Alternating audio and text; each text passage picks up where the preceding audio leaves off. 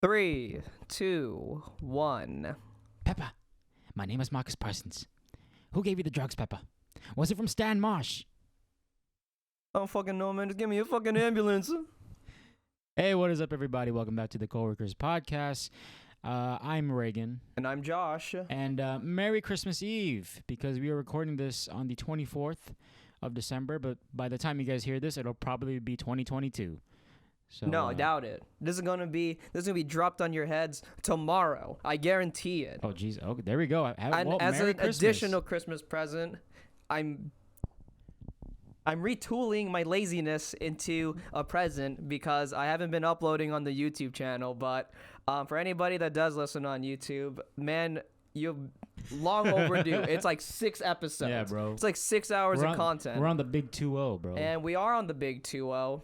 We're ending 2021 on Coworkers' 20th episode. Nice. And I'm 25 years old. And I'm Well, 20 how I'm else 23 could years old. we rework some more 20s into this? I don't know. I don't fucking know. Yep. Yeah, Austin, if you're listening to this, it's gonna be on YouTube now. It's a Christmas miracle. You don't have to worry anymore. Yep. So what do we have for our Christmas dinner plate today, Joshua? Oh, on my plate, I had an appetizer of nice, heartwarming, charming, methodical, family drama. Okay. Cute little family drama. Nice. And Reagan, we had the same main course, but is Yeah? there anything that you ate that I didn't eat? Oh, well, I had a buffet of some Marvel movies. I finished my marathon. Let's see. That's a lot of food, bro. Oh yeah, that's a lot. Civil War. Hold on. That's like a medium rare steak. Yeah.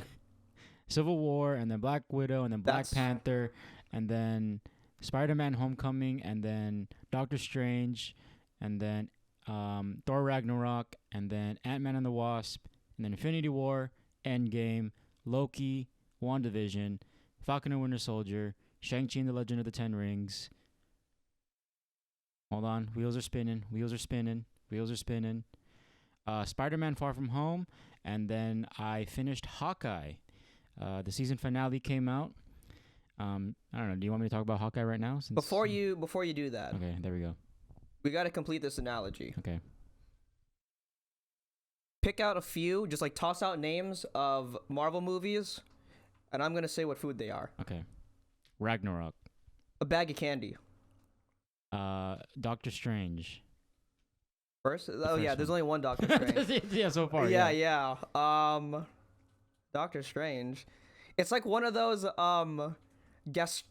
gastrology like experiments where they make like deconstructed sushi or something. Jesus. And it's just like in multiple fucking pieces where they take the extract of a carrot and they turn it to like a little bead. They're like, this is carrot extract, brother. Infinity War.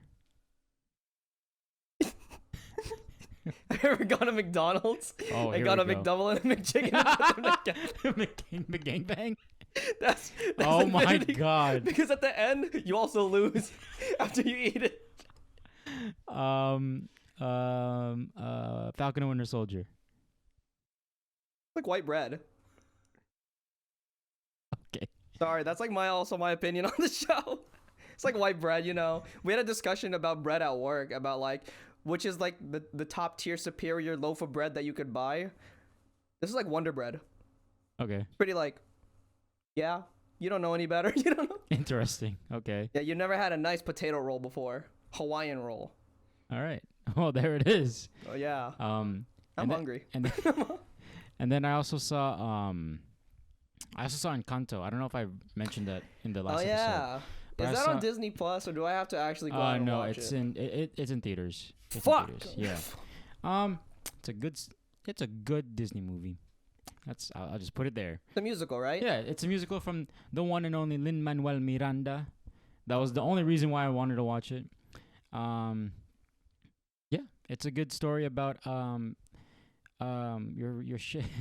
your parents pressuring you into being things that you don't want to be. Yeah, that's pretty much the only thing I'll say about it. But yeah. What would you rate it? On Reagan's unmistakable Oh, rating scale. oh, you mean very mistakable? Doubt. B minus. B minus. B minus. It's not the greatest work that they've done, but you know, it's enjoyable.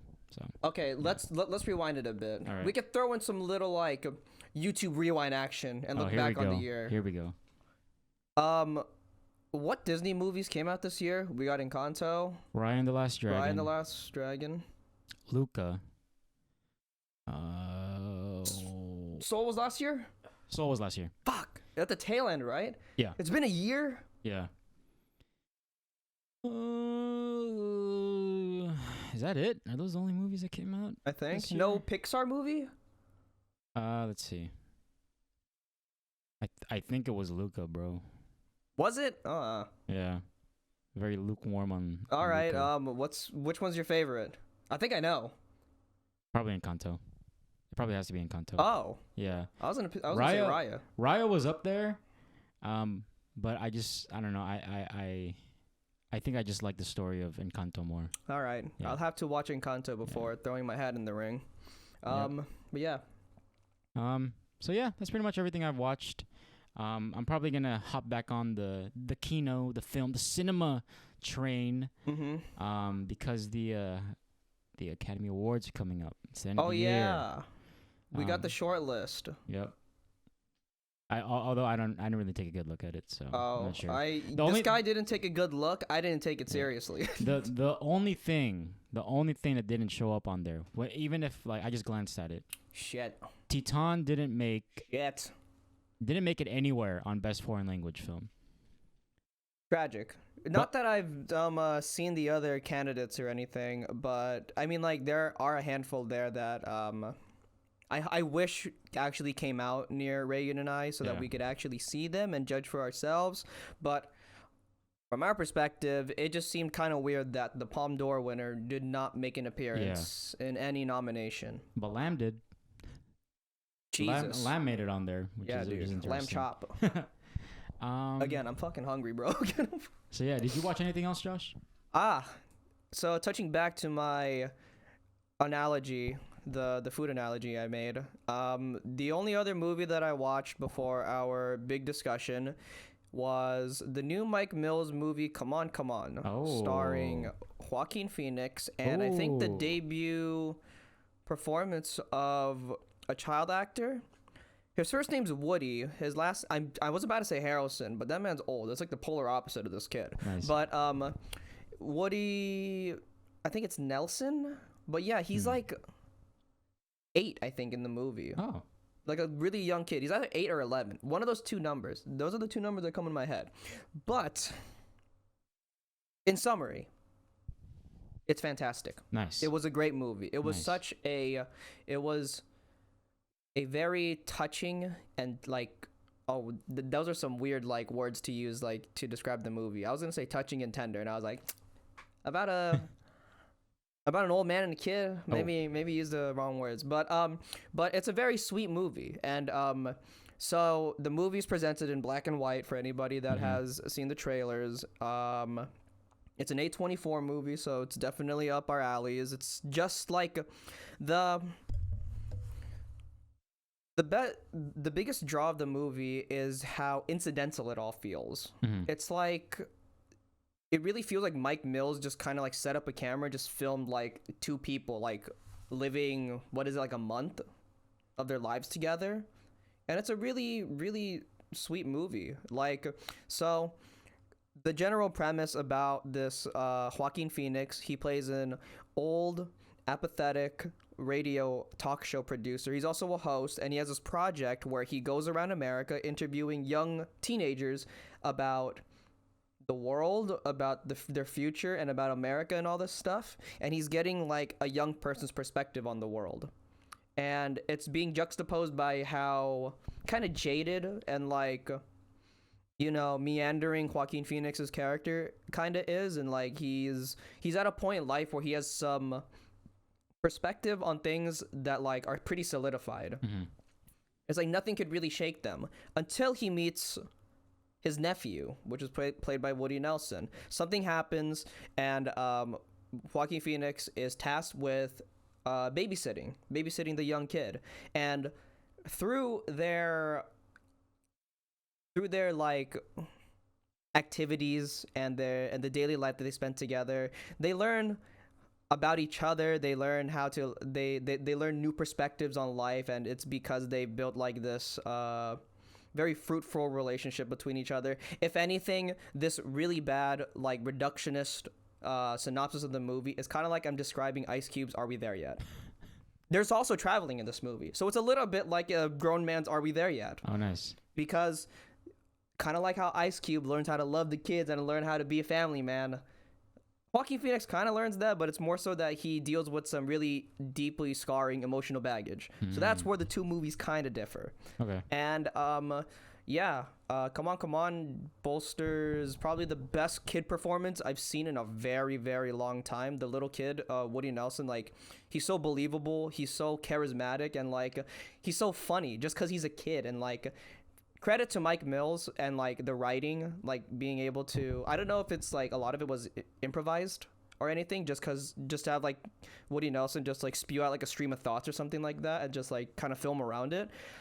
But everything felt so naturalistic, and it's, you know, contrasted by Joaquin Phoenix like at his wit's end trying to figure out like what to do and whatnot. Like he's never taken care of a kid, and it's really it kind of got me, bro. Oh wow. Like this cold black heart that I have, it kind of warmed it up a bit. Nice. And yeah, I highly recommend everybody go watch this movie. It's essentially a family movie, you know. The Christmas time is about family being together and whatnot. And yeah, I gave it a 9 out of 10. Oh wow. Wow. Nice. I was so pleased with it. Nice. That's great. That's great. I haven't seen it yet. I wanted to, but I don't know. I've just been tired lately. So after work, it was just go home. Yeah, dude, work has been fucking killer for us. Yeah. So but I will hop back on and catch up on the movies I missed. Hopefully by the time we release our 2020 best of 2021 films or whatever. Hey, you got a soundboard for like an air horn over there? No. Oh yeah, my little brother's here. I don't know if I mentioned that. Say hi. What's up? He's our sound engineer. Yeah. Our production value went up immensely for the New Year's episode. Judging from how long it's taking him to... Oh, here we go. Nice. All right, there we go. You guys are going to start hearing a lot more of that. Nice. Just in this episode, probably. I don't know how frequently he would want to sit around in our fucking rambling sessions. Yeah, watch two fucking doo-doo heads just scream and yell and I know. You should have been here for the King Kong episode. Oh, yeah. That's great. Was there anything else that you watched? Shit. Why'd you have to remind me? Uh-oh. So after watching something so pleasant and sweet as Come On, I had to watch something that is utter dog shit. Watch this Netflix movie called Love Hard. Oh wow. Conventional Christmas romance movie about two terrible people doing terrible things, and in the end they somehow find out they deserve each other and deserve a happy, loving life. It's stupid. I hate that the main character does all this manipulative shit, and his name is Josh. Oh. He's giving people like me a bad name. It's awful. Jesus. It's free on Netflix. It has like... I'm trying to think of a redeeming quality. I'm coming up short. There's like maybe like one or two jokes that are like funny. The movie feels like it's written 10 years ago and it got shelved until now. That's what everyone's been saying about it, which is kind of crazy. Yeah. Nice. Go watch it out of morbid curiosity, but if you do, just remember I gave it a 3. Jesus. Wow. Well... lighten the mood, Regan, please. Yeah, well, the season finale of Hawkeye came out. And if I'm being honest, I thought the finale was okay. You know, it did everything it needed to do in terms of a finale. But I don't think it takes away from the fact that the show is just, I think, really, really well done. Again, the big highlight of the show is Kate Bishop and Clint Barton and their chemistry together and their relationship. Oh, it's so good. Haley Steinfeld's been quite the busy bee this year. Haley Steinfeld, my quarter Filipino queen, bro. Let's fucking get it. And Florence Pugh's in it too. Let's go. Oh yes. And Florence Pugh's in yes. it. 2 reasons why I should probably watch it. Yeah, it's good. I mean, 2 reasons why I should probably spend money on Disney Plus. They know how to fucking work me like a. They know how to play me like a grand piano, bro. Play you like a damn fiddle. I know. I'm about to give this big old corporation more money. I can't fucking believe it. But no, it's really good. I mean, it's the series is in the vein of the holidays and whatnot. So there's a lot of fun in it, which I really appreciate. So it doesn't get like super grim or anything. It's lighthearted, which I like. And yeah. So I'm gonna get into spoilers here for a little bit for Spider-Man: No Way Home. If you haven't seen it, stop listening to this podcast because I'm pretty sure after this, that's all we're gonna talk about. But does this play into the Hawkeye thing? It plays into Hawkeye. There's a character that appears in Spider-Man: No Way Home. It's Peter's lawyer, the one and only Matt Murdock, played by the motherfucking Charlie Cox, bro, from the Netflix Daredevil series. With a name like that, you can't go wrong. Oh, absolutely. Have you seen the Netflix Daredevil series? I know about the hallway fight scene because everybody was shoving it in my face. Oh, yeah. And I didn't watch it out of spite. Well, the 3 seasons are probably the most consistent out of all the Netflix series. So I would suggest you give it a watch because it's really good. But yeah, so in No Way Home, Matt Murdock shows up. Not as Daredevil, but, the lawyer. He's as a lawyer out of his suit and whatnot. And he's, still blind. But then in Hawkeye, the arch nemesis to Matt Murdock, Kingpin, played wonderfully by Vincent D'Onofrio, shows up. Now, you can argue, well, it doesn't make sense for him to show up because, it's weird they kind of just throw him in. Motherfucker, no. Because Vincent D'Onofrio fucking kills it in whatever scene he's in. And just like Charlie Cox, he's straight from the Daredevil series. So it's like nothing's fucking changed. It's great. I love Vincent D'Onofrio showing up. He's not the big bad of the series, but he is someone who's kind of been pulling some strings, who's been fucking around with like some characters throughout the series. So it's cool. I think the biggest issue for me was, and I think this is an issue for a lot of these Disney Plus series, is that they have a lot of these characters, and when it comes to the finale, it becomes a little bloated because they have to tie everything in like a nice little bow, except for like Loki, because Loki he's gonna get into the season, but for WandaVision, for Falcon and Winter Soldier, even Hawkeye, I feel like because they're throwing all these characters in there, they're having a hard time. Like, okay, we need to cover bases here, cover bases there. Yeah, and there's too many moving pieces. Yeah, and which is why one of the things that really took me away from the finale was that they took away from this new character that they introduced, which her name is Maya Lopez. Now, so for those of you guys who don't know, Maya Lopez, she's a deaf, I guess you can say vigilante. She's the first indigenous American character in the MCU, and she's also an amputee, which is great. And like they worked it into her character and everything. And her first appearance got me juiced, bro. I was so excited because I'm like, yo, she is fucking great. The actress Alaqua Cox, this is her first role, like ever. Apparently, in like an interview she did, her first role was in a high school like play, and she just got thrusted upon this big MCU project, and I thought she did fantastic. But unfortunately, she got kind of sidelined in the finale, which is like one thing that really disappointed me. Don't worry, bro. They're setting up a character for like Avengers 6. Oh, no, she's getting her own show. That too. Yeah.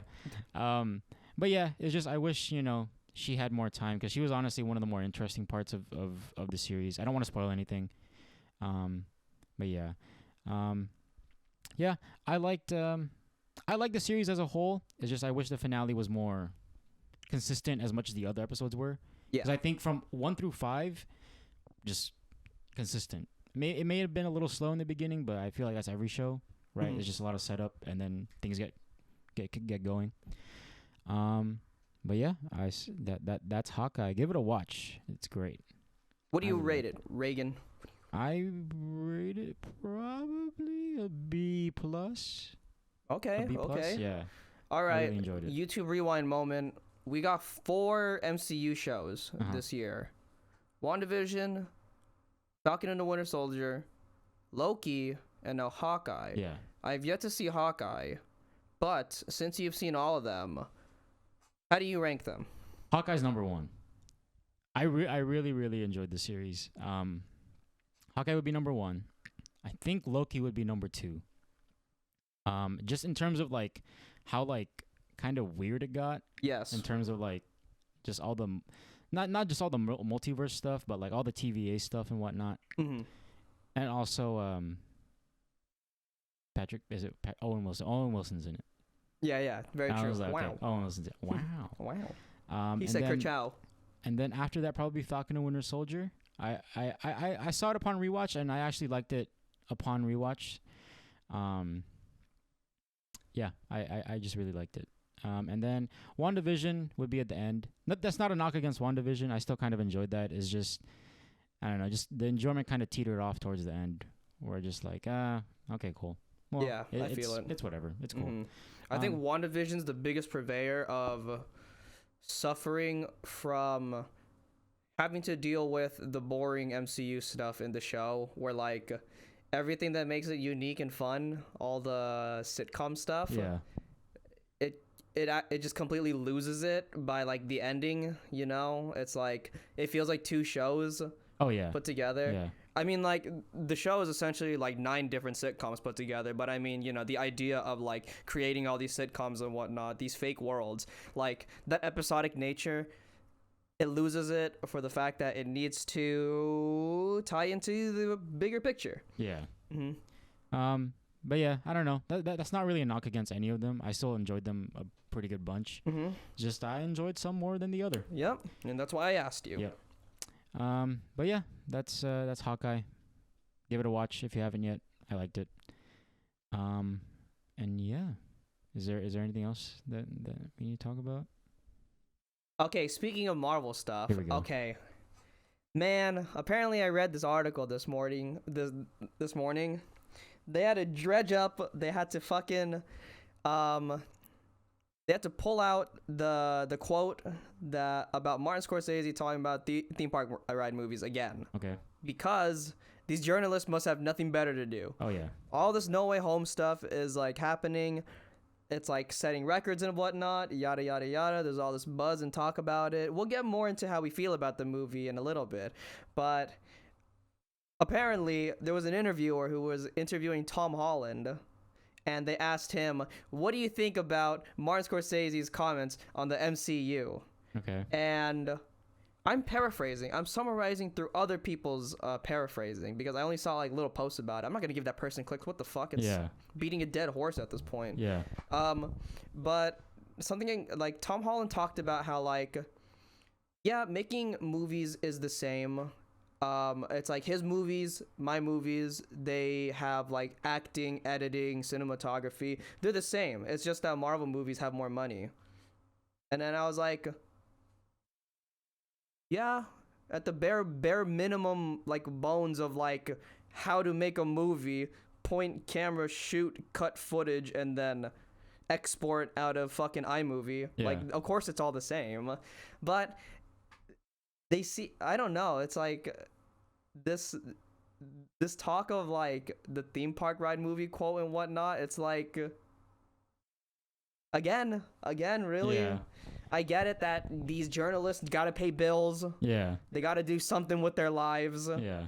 So let's go ask fucking Ridley Scott and these people who were birthed from different circumstances of a different generation. Yeah, of course. What they think about the biggest property in the world right now. Yeah. And like, you know, I like clowning on both of them, but I like clowning on both sides, but it's getting really tiresome and redundant at this point. Yeah. Also, I saw a link to a YouTube video that said Amazing Spider-Man 2 deleted final swing sequence, release the web cut. I was like, no, not again. Dude, speaking of Amazing Spider-Man 2, I was like on Instagram, I was like scrolling past this, I don't know what it is, but it was like some Amazing Spider-Man fan page, right? Yep. And I'm like, oh, that's cool. They really love Andrew Garfield. Why not? Andrew Garfield's a great fucking actor, and he seems like a genuine dude. Mm-hmm. And then I saw one of their posts, Oh shit. And one of their posts said, "Oh, all these people are now appreciating the Amazing Spider-Man movies. Man, I've been here the entire time, and you guys are over here just thinking about it now. Nah, I've been here. We've been known that the Amazing Spider-Man movies are amazing." And I'm like, I don't know about that what one, the bro. fuck? I don't know about that one. Yeah, okay. I saw a post similar to that where someone was like, "Oh, I'm finally now realizing that I've been brainwashed to not like the Amazing Spider-Man 2." And I'm like, bro, like whatever you like. Don't go following trends. I still think the movie sucks, No, exactly. but yeah, do you, bro? Yeah, like, exactly. I don't know. They're taking this big grandstand that, oh my god, oh shit, I slapped my mic. It's this, it's like Star Wars prequelitis all over again. Oh, No, man, they're supposed to be bad. Jesus. Oh Jesus, Oh, yeah. Funny. But anyways, now a word for our sponsor as we prepare to get into our big discussion of the episode. Here we go. So if you're like me and Josh and you want to make your own podcast, why not use Anchor? It's the easiest way to make a podcast. So there are certain tools that allow you to record and edit your podcast right from your phone or your computer. And Anchor will distribute your podcast for you so it can be heard on Spotify, Apple Podcasts, and anywhere that podcasts can be listened to.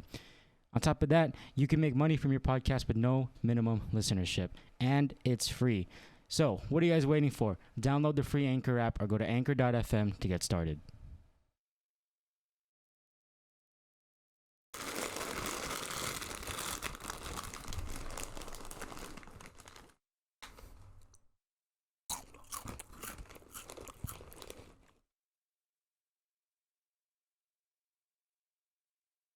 Oh fuck, I didn't know I was recording.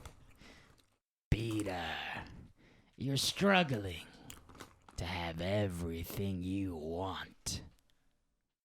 Anyways, so this next discussion of ours is going to be the number one film of the Christmas weekend, Sing 2. Let's fucking go! KJ, this one's for you. Josh, what'd you say about Sing 2 at work? I remember. So then, like, we were talking about, we had this discussion about the best movies of, like, the Christmas weekend, right? And then it came to our surprise that Sing 2 versus Spider-Man, all the other big ones, like West Side Story. It made it up there. It made it up there. And then, despite the efforts, it was like Spider-Man, nah. Matrix, Nah, haven't even seen them. Funny singing pig, let me get that. Bring it in. Bring it in. Bring him in. That's exactly what I said. No, we actually haven't seen Sing 2. Yet. I haven't seen the first one either. Yet. I expect to put that in the top 5 of my 2021 list. Look out there. But I'm throwing a curveball for all the viewers. But no, we are going to talk about the movie that everyone won't shut up about. Spider-Man No Way Home. The third movie in the Tom Holland trilogy. The latest installment of the MCU. The conglomerate, whatever 27th word you want to MCU use. film. 27. God, motherfucking. The fourth MCU film to come out this year. Oh yeah, there have been 4. Yeah. Well, we're gonna have a YouTube rewind moment at the end. Just stay tuned. Anyways. Regan. Yeah. Start us off. By the way, full spoilers are ahead. Full spoilers ahead. Full spoilers ahead. I feel like anybody who is anyone that likes Spider-Man is a part of the MCU, which is like, who likes the MCU, 99% of the world have probably already seen this movie. Yeah. But this is just a courtesy warning. Yeah. As we get to know Reagan's thoughts on Spider-Man No Way Home. I had a lot of fun with this movie, man. A lot of fun with this movie. I liken it to like going to Avengers Endgame, where it's like I didn't really go into it thinking like, oh yeah, we're gonna get some very deep character centric, like, you know, like a story or anything. Even though in this movie it does, but I just came in like I need to have a lot of fun. I need to have a lot of fun with this movie, and I did. Josh, what did you think? Couldn't agree with you more. I walked into this movie thinking like it's a Spider-Man movie. There's all these fucking characters, recognizable faces that I know.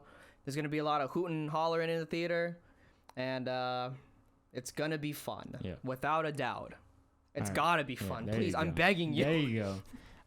Now I think it'd be a little too long for us to just break down every freaking scene in this movie. But I will say this: the first and second act ish, they're not bad, but you can definitely tell that they are getting through them just to get to the end. It's shaky. Yeah, you can definitely tell. I didn't really have any big glaring issues with it. I think the only thing is like, I wish we had seen more of like Peter dealing with his identity being revealed, and they touch upon it, right? It's there. Him having to go to school and everyone knowing, him just like going around and everything, like Hannibal Buress being a conspiracy theorist for his one little cameo. Yeah.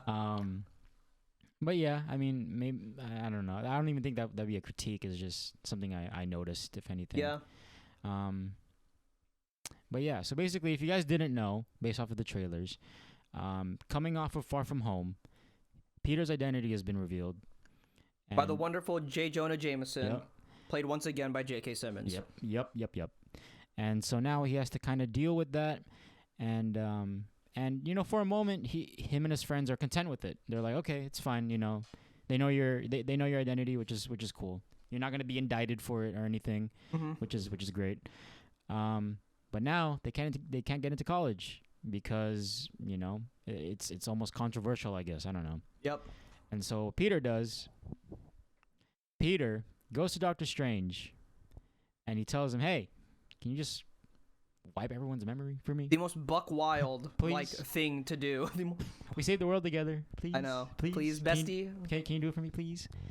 And they almost do it. He almost does it, but then Peter won't shut his mouth, and they botch the spell. And in doing so, it starts to bring in, or it cracks the multiverse and brings in Alfred Molina as Doc Ock. Brings in Willem Dafoe as Green Goblin, Jamie Foxx, Electro, Reese Ifans, Lizard. Thomas Hayden Church. There it is. Thomas Hayden Church, Sandman. Starts bringing all these different Spidey villains into the MCU, and it's like, how'd they get here? That's crazy. Yeah. Is anyone else gonna show up? I don't know. I don't know. We'll see. It's kind of weird that these villains are from specific movies, but Yeah. So now Peter has to deal with these villains. He has no idea who they are. They don't know who he is, and they have to specifically, and I'm quoting Doctor Strange, Scooby-Doo this shit. Yep. Scooby-Doo this shit. Yep. And so Peter recruits MJ and Ned to help him, bring these to wrangle them up. Wrangle them up like Pokemon, bro. Yep, like exactly. Pokemon. Gotta catch them all. Yep. And send them back to their universe. And then they're close. They're really close. They have them all. And then Doctor Strange is like, yeah, I'm gonna send them back. But they all die fighting Spider-Man. Which is, so some of them it could be controversial. It's a little iffy. It's not true, but But it gets the point across. Yeah, it gets the point across. Exactly. And so Peter's like, the way I saw it is that Peter doesn't being labeled as a killer, right? Because of what Mysterio did, right? Yeah. That's the way I see it. But that's also just Spider-Man as a whole. Exactly. He doesn't kill. Yeah, that's Spider-Man as a whole. So of course when he hears that Doctor Strange they died to Spider-Man, of course he's gonna be shocked that this happens in other universes and stuff like that. So it's warranted that he has that bright-eyed, optimistic idea that that can't happen. That can't be me. That can't be another version of me. Exactly. And so Peter, rather than sending him back to their fate, he wants to help rehabilitate them. Yep. Make he them wants better. to cure them. Yeah, cure them. There you go. But then what happens? They don't get cured. And that's where I think the fun begins. But before we continue, Josh, what were your favorite parts of the movie? My favorite parts of the movie? Oh, when Ned's Filipino Lola came in and started speaking in Tagalog. Let's fucking go. Hold up. Stop the presses. Hold up. We got rap. Hold up. Yo. Yeah, we can talk about Matt Murdock. We can talk about all these villains coming back, all these different characters coming back. but Ned's Lola. Let's go, bro. It's the best character. Filipinos are canon in the MCU. Yeah, Let's it's like fucking prior go. to this movie, Filipinos didn't exist in Marvel. That's crazy. I'm kidding. I'm completely kidding. But That's a funny way to think about it. but it's just, hey, representation, and I fuck with it, and I'm so happy that it was included. No subtitles either. I know the best part was that I went to go watch this with my friends, and as he was speaking Tagalog, my friend leaned over and was like, "Hey Josh, what's he saying? What's she saying?" And I translated what she said before Ned could tell the audience, and I felt so proud of myself as the most whitewashed Filipino American that I know. Well, I guess we're just gonna dive into it. My favorite part is when Andrew Garfield and Tobey Maguire came in. Yeah, it's the Lola part. I'm not that far off. And for all the people that theory crafted and did all that for this movie, they did it. Yeah, and it happened. Which is insane. I don't know what it is, man, but it's just cool seeing all three of them together. Holland, Garfield, and Maguire. Yeah, it was a surreal type of, thing to see on the big screen with your own eyes. Yeah. Like, they're on the same screen. Like, this is before they even meet up with Tom Holland. This is inside Ned's Lola's house. Yeah. And it's just really cool. Like, wow, like, you didn't think it could happen. Mm-hmm. Because imagine, like, people's excitement after Into the Spider-Verse came out. Oh, yeah. And there's probably, like, hundreds of thousands of people that were like, what if they did that with all of our Spider-Men? All the live action ones. And it happened. And people say that Avengers, like Endgame, it's like the biggest crossover. Yeah. Nah, it's the three Spider-Men. It's the three Spider-Men. No, it's oh my god. Like, mind you, I haven't seen those movies since it came out. I haven't seen the Maguire Spider-Man movie since I was like a kid. And then I saw the Garfield ones once, and I was like, yeah, once is fine. Yeah, I agree. But seeing them come back, and I was like, wow, this is a lot of fun. Mm-hmm. This is most a lot definitely. Of fun. And I guess we're gonna dive into another spoiler. Aunt May dies. Oh yes, yes she does. Which is, I guess, the big push for Peter. I guess, Holland Peter. Sorry, there you go. Being specific. And then she says the line. Yep, with great power comes great responsibility. Great responsibility, yep. And it was at that moment when I figured out what kind of movie No Way Home is. Mm-hmm. It took them 3 movies to make Spider-Man 1. Yeah. This is an origin movie. Yeah. And I was just Absolutely. like, interesting. Absolutely. Interesting to place it on the, at the tail end of a trilogy. Yeah. But, I think it works for good and for worse. It kind of has like reasons as to like why it's good, why it's interesting, why they decided to push this like towards the end. And also it kind of leaves like a weird taste, like looking back on Homecoming and Far From Home. But that's just me. And I'll get into that a little bit later when we start bouncing off like more in depthly on the movie. Yeah. But then, Peter's obviously grieving, and he's sad that freaking Aunt May died in front of him, just like Uncle Ben did. Mm-hmm. And then who comes to comfort him? Not just MJ and Ned, but the 2 Peter Parkers. Yep. And they tell him like, hey, we've gone through this too, and and it's like, it's important that we rise above it and stuff like that, right? Which is great. I love that scene actually. Yep. Or we're just on that rooftop at like rooftop at his school. Rooftop. There you go. And they're just talking, and then obviously the whole final act happens, and we see the 3 Spider-Men swinging together, which was sick. That was cool. I was like, let's get it. I was like, there it is. That looked nice. I like that. And then I guess if there were to be a big bad of the movie, it was Norman Osborn. It was the Green Gobbler, for sure. Green Goblin. Yeah, dude, he be gobbling. Oh, gobble up the scenery, bro. Like, Jesus Christ. Straight chewing it, bro. He consumed it. Everywhere he walked, he ate the scenery. No, for real. Bitch ate it up. But yeah, and then that one-on-one fight with Peter and Green Goblin, I was feeling those hits, man. Yeah. I was feeling those hits. Like, someone brought it. There's this video I watched, and they were talking about how, like, yeah, you don't really see, like, Holland Peter do like throw any punches, like hand-to-hand combat, which I thought was like, oh, I guess he doesn't. Yeah, Or and in other after movies. Willem Dafoe Batista bombed him through a fucking apartment floor, of course he's got to lay a few haymakers on that old man. But it was a good fight, dude. I really liked it. It was cool. And then The best part about it was that Willem Dafoe was doing his own stunts. yeah, at 60 years old or something, Yeah, 60. right?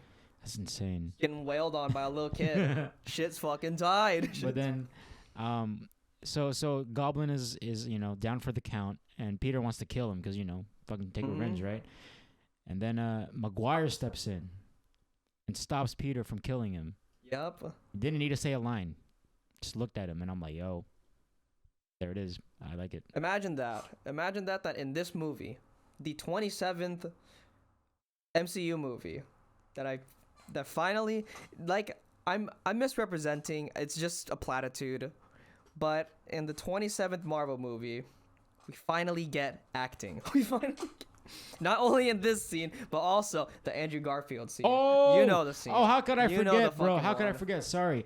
There's a part where MJ falls off the scaffolding that they're fighting at, and it mirrors the exact same shot that Andrew Garfield had to save Emma Stone's character from. But obviously we all know what happened there. She dies. Yep. And here, Garfield, he saves MJ. He redeems himself. Yeah, and he's like tearing up and he's crying, and it's like MJ's like, oh, like, are you okay? And then he doesn't say anything, obviously. He doesn't need to. But then us, it's like for the people that watched it, we're like, holy fuck, like he did it. Like, he didn't need to say anything Yeah. that his acting couldn't sell. Yeah, The best part about it is that, like, we know it. yeah, And we know what he went through. Yeah, exactly. And, like, just through the sheer power of, like, his acting, he sent the message. Yep. And it was really, really Oh, good. yeah. Also- minus the corny ass fucking when he shoots the web and the web turns into a hand reaching out for Gwen Stacy. Holy fuck, that scene is crazy. Can I just say, Andrew Garfield brought everything into this fucking movie. He was in it for maybe 10 minutes at most, Yeah. but he gave it his all, and it was fantastic. Andrew Garfield, hats up to you, sir. Tick Tick Boom, and now this. And you were also in Eyes of Tammy Faye, I think, earlier this year. But no one really talked about that, so I'm sorry. But Shouts out to all your work. shit. Shout out to all your work, dude. You're fucking amazing. Holy shit. I see what you did there. He's amazing. Can hold on. Can we just stop? You're amazing. You're Jesus. amazing. Jesus Christ. I don't know. I thought it was a funny line. I didn't have a problem with it. I didn't have a problem with it. But yeah, after the fight, Doctor Strange fixes everything and he's able to send everyone back. But now Peter's decision is, okay, do I wipe out some people's memories or whatever? Nah. Make everyone forget about me. Yep. Even Doctor Strange himself. Mm-hmm. Which Doctor Strange does that, and now Peter's all alone. Aunt May's gone. He doesn't have Happy. Doesn't have the Avengers. Doesn't have Ned or MJ. And he's all alone. And then Back to square one. Back to square one. Back to being the friendly neighborhood Spider-Man. Complete with the shitty homemade suit. Yep. And it has to be one of my favorite endings Yeah. ever. It It's was the so best good. part of the movie. So good. It's the best part of the So movie. good. But yeah, I mean, Spider-Man No Way Home, man. So I really enjoyed it. Yeah, I it's really a lot enjoyed of it. fun. It's really good. And It's super enjoyable. what were we talking about earlier, Josh? So you said that we would go back to? Oh yeah, the trilogy thing. I kind of want to touch upon that, where it's like, I actually found it interesting that they decided to make it a trilogy, an origin trilogy, rather than one movie. Yeah. I mean, granted, yeah, we've already seen 2 of them, 3 if you're counting Into the Spider-Verse, right? Yeah. And yeah, people already know his story, but I think in terms of of Holland, right? And we talked about the ending. Now he's alone, right? Now he's by himself. But in Civil War and Homecoming, he grew up idolizing these characters, wanting to be an Avenger, right? Mm-hmm. And then at the end, even in Infinity War and Endgame, he knew what it took to be an Avenger. He is an Avenger now, right? And then now after Endgame, he lost Tony Stark, his father figure, right? His mentor. Mm-hmm. Yeah. And then I think in Far From Home, that was him trying to figure out what it really means to be a hero. Not just an Avenger, but a hero, Yeah. right? And then here, with all the lessons that he's learned, now he can be that friendly neighborhood. He knows what it Spider-Man, means right? to be Spider-Man. Exactly. And I actually really like that. Mm-hmm. Now whether or not they're gonna do another trilogy, who knows? I mean, obviously, I don't think Marvel's gonna stop. I don't think Amy Pascal is gonna fucking stop.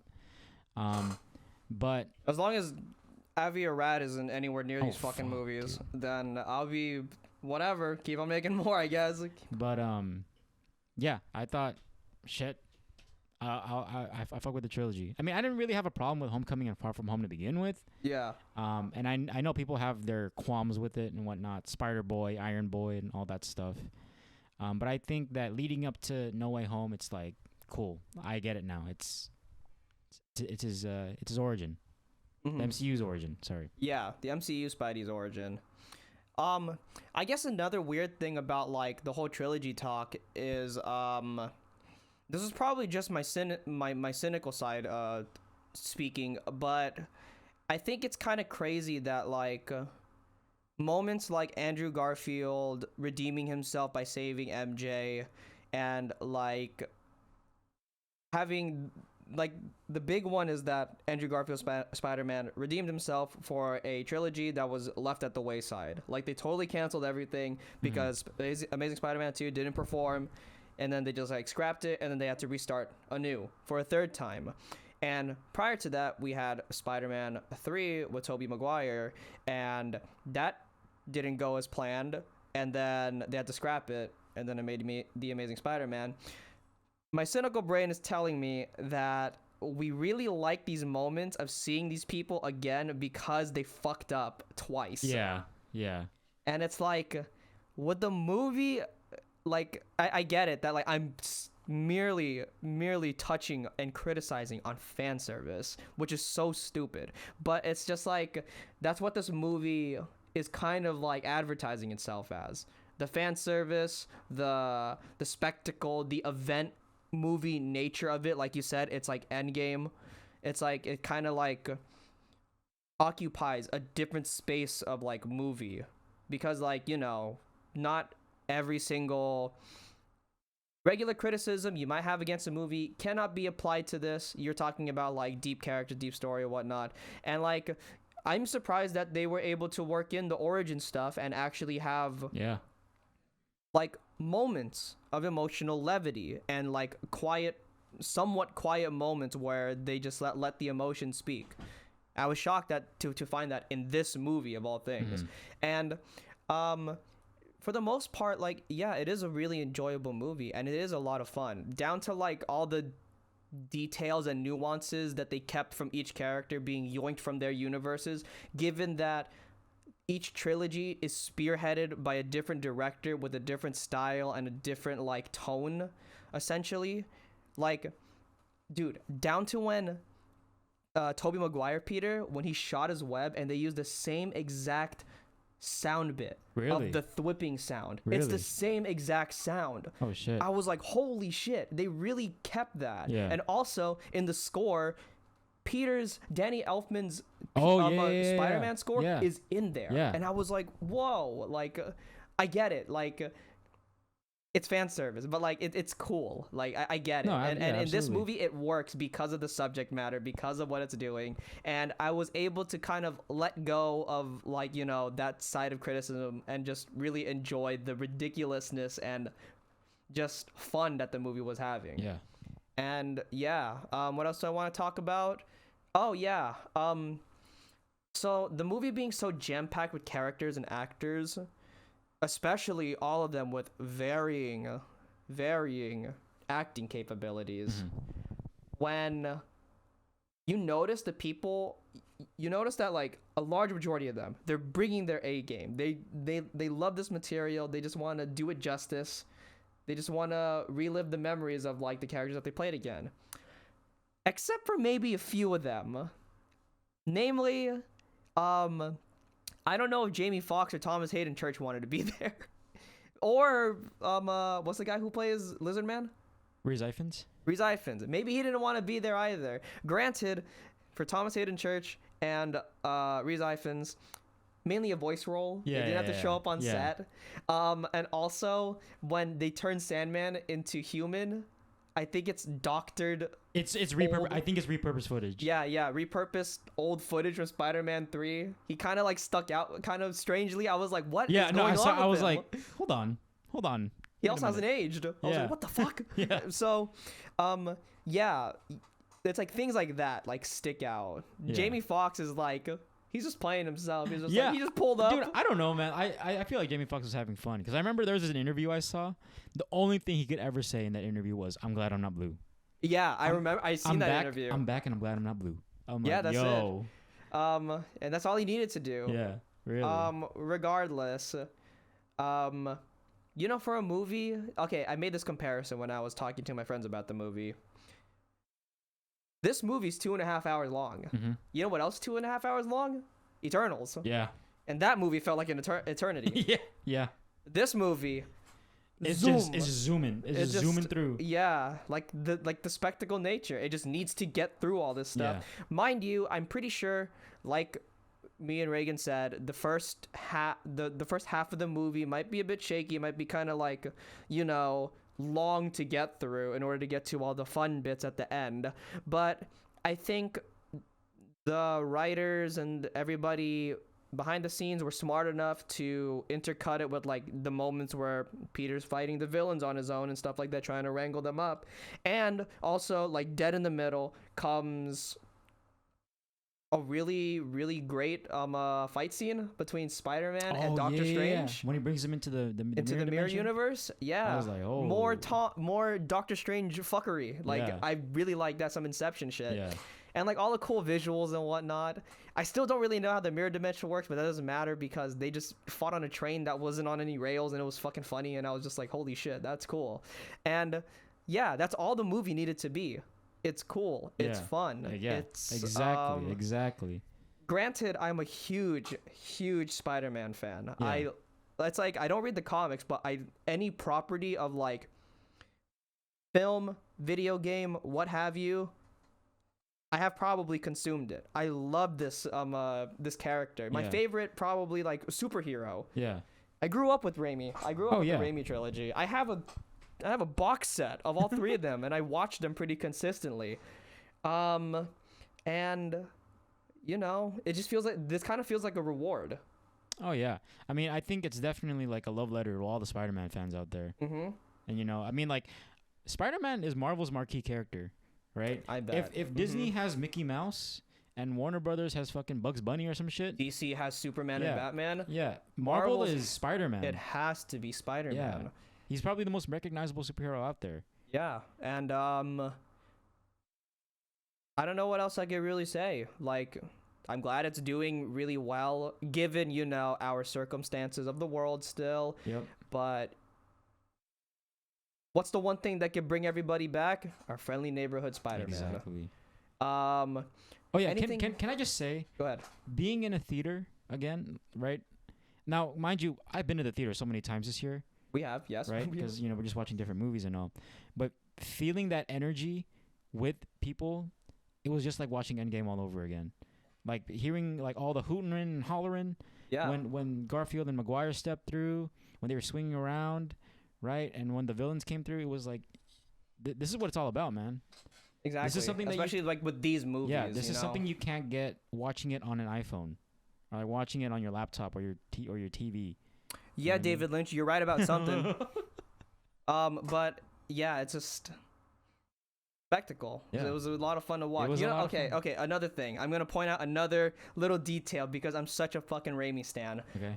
When Green Goblin comes in at the end, when they feel like they got everyone, like that they cured everyone, they're like, who else is there? Okay. I think I know where you're going with And this. then Green Goblin comes in and he tries to steal the box because they're about to end it, and then he puts his little pumpkin grenade and stuff like that. Like he's trying to fight them. But the moment he first throws his pumpkin grenades, like split off into those little like batarang looking things, there's a scene like that in Spider-Man 1 in a burning building Yeah. where Goblin throws that same thing, and Peter's like dodging the like he the little dodges things, right? it like in a certain way. Like Yeah. there's a flip where he like dodges two of them at the same time. He does that same fucking thing in the Holy shit. movie, but like it happens so quickly. But I saw it and I Yeah. was like, oh, this is what it feels You like. know what? You know what's another thing? Now, okay, obviously I haven't seen the movie since I was a kid, right? Like I said that already.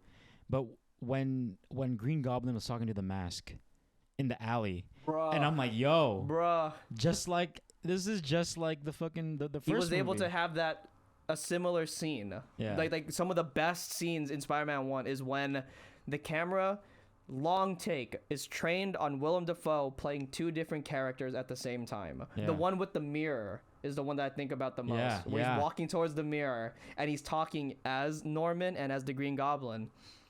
And he had that moment, like just a sliver of it again.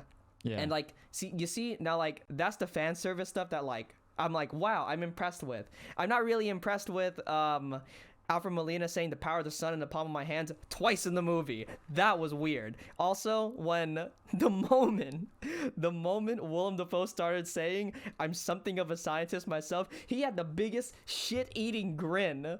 This motherfucker Willem Dafoe is so tight. Not only did I feel like he purposefully made it hella clunky, but like it didn't flow into there, and I was just like, holy shit, that was so funny. But yeah, I don't know what else to really say. I mean, like, you could go on and on and on if you want to be nitpicky about like little things, you know. Yeah. But that's besides the fact. It's that the end product is greater than the problems that I pretty much have with the movie, other than it being like, we were talking about this being an origin movie, so you know it retreads the old ground. Because when I look back on the trilogy, I remember thinking in Homecoming that they kind of sped through it, where like there's no Uncle Ben. Peter has an offhand comment about saying that he got bit by a spider like years ago and whatnot. Yeah. When he was explaining to Ned, I think, how he got his powers. Yeah. And then it's like, that's it. It's kind of like the Spider-Verse method, where the Into the Spider-Verse method, where they took a creative take on how to do this character's backstory again. So for the movie to retroactively do it again in the third movie, that's where I feel like this movie being the origin movie, it's kind of like makes it feel a little uneven because it defeats a purpose that I found in the first movie that they already had. But you know, picky. It's just me being like super nitpicky. But it didn't, you know, deflate any fun or like my thoughts on the movie. It's just things that I noticed. Yeah. Do you have anything else to say, Regan? Yeah, it's a coming of age trilogy. Really, I mean that's what it is, and I enjoyed it. I really did. I'm hoping that we see more of Holland. Although I know that he's gone on record to say that, you know, he doesn't want to be doing Spider-Man forever, obviously. Yep. And you know it's very draining. Which, you know, give this dude a break, man. Give this dude a break. Yeah, he is taking a break. He's gonna be in that fucking Uncharted movie coming out next year. Oh God. Yeah. I think like, okay, you remember when that whole like, oh my God, Spider-Man's out of the MCU debacle happened? Like a year or two ago. Because of the whole like, you know, Fox Studios, they couldn't come to an agreement. Yeah. About that. Yeah. Sony was being hella petty and shit, some shit like that. I think just buy them already. I'm saying, well, Avi Arrad's not gonna let that happen, bro. Oh no, I'm making a joke about how all this shit's gonna be so super fucking monopolized. But what is it? I think he was contracted for one more solo movie, and then a crossover movie. Oh, he's gonna be in Avengers. Depending on whichever that is. But Tom Holland, thank you. John Watts, thank you. Papa Feige, thank you. It was a fun movie. So so, goddamn. Okay, to round it off, Reagan, what would you rate No Way Home? I'm gonna give that an A-, bro. A-. That's what I like to hear. What about you, Josh? I'm feeling a light to decent 7 on this one. Okay, It's a alright. lot of fun. I'd probably rank it like, I was thinking about the complete echelon of like Spider-Man movies and where I would kind of slot it into. For those who don't know, Into the Spider-Verse is my favorite Spider-Man Oh, movie. fuck yeah. Second place is Spider-Man 2, Raimi Spider-Man 2, and honestly, tied for third would probably be No Way Home Oh, wow.